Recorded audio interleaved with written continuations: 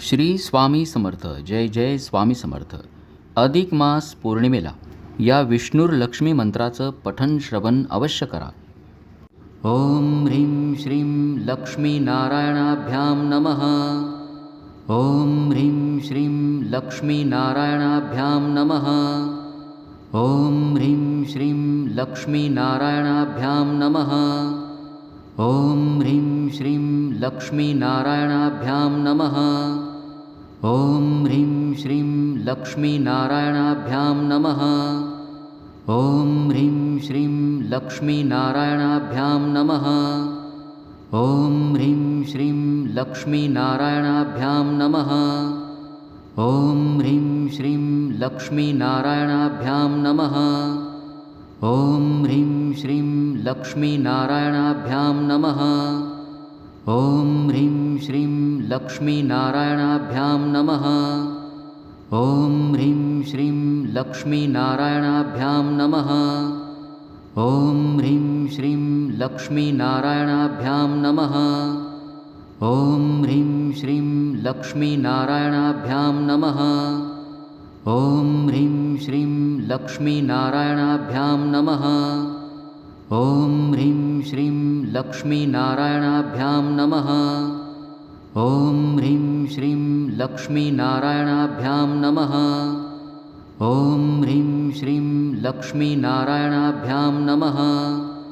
ओम ह्रीं श्रीं लक्ष्मी नारायणाभ्यां नमः. ओम ह्रीं श्रीं लक्ष्मी नारायणाभ्यां नमः. ओम ह्रीं श्रीं लक्ष्मी नारायणाभ्यां नमः. ओम ह्रीं श्रीं लक्ष्मी नारायणाभ्यां नमः. ओम ह्रीं श्रीं लक्ष्मी नारायणाभ्यां नमः. ओम ह्रीं श्रीं लक्ष्मी नारायणाभ्यां नमः. ओम ह्रीं श्रीं लक्ष्मी नारायणाभ्यां नमः.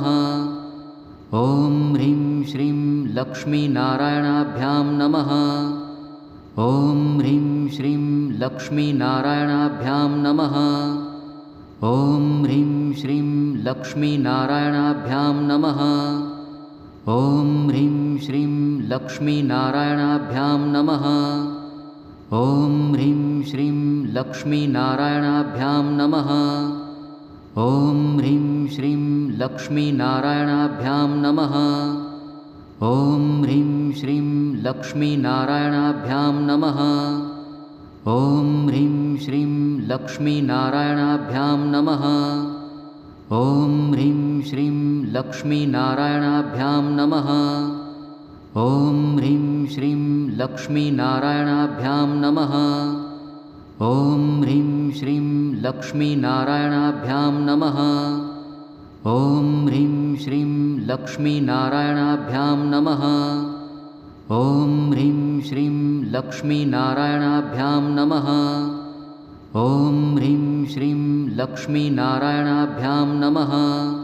ओम ह्रीं श्रीं लक्ष्मी नारायणाभ्यां नमः. ओम ह्रीं श्रीं लक्ष्मी नारायणाभ्यां नमः. ओम ह्रीं श्रीं लक्ष्मी नारायणाभ्यां नमः. ओम ह्रीं श्रीं लक्ष्मी नारायणाभ्यां नमः.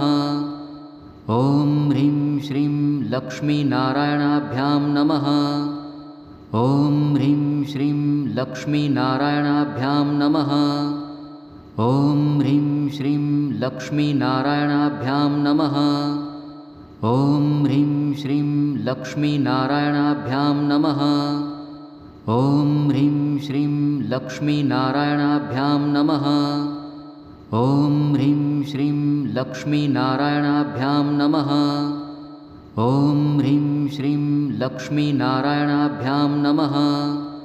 ओम ह्रीं श्रीं लक्ष्मी नारायणाभ्यां नमः.